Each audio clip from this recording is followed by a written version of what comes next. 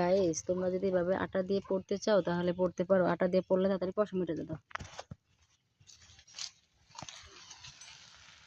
এই দেখেন, আজ আমরা কচুর শাক দিয়ে রসুন দিয়ে বেশি করে আজ রান্না শুরু করলাম। প্রথমে কচুর শাকগুলো দিয়ে দিলাম, তারপরে রসুনগুলো দিয়ে, তারপরে ভালো করে একটু নেড়ে চড়ে তারপরে পানি দিলাম। পানি দেওয়ার পরে এটা অনেক সুন্দর হয়ে দিল। দেখেন, আপনারা যদি এইভাবে খেতে চান তাহলে আমাদের কমেন্টে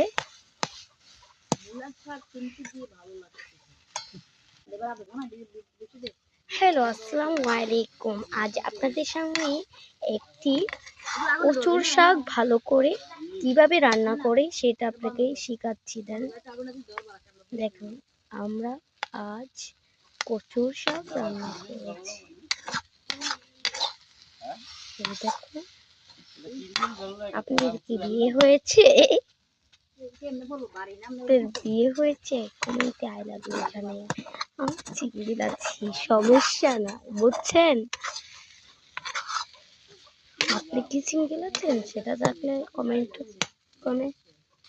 আমি যাচ্ছি বিদেশে, আপনি যাচ্ছেন কোথায়? আল্লাহ।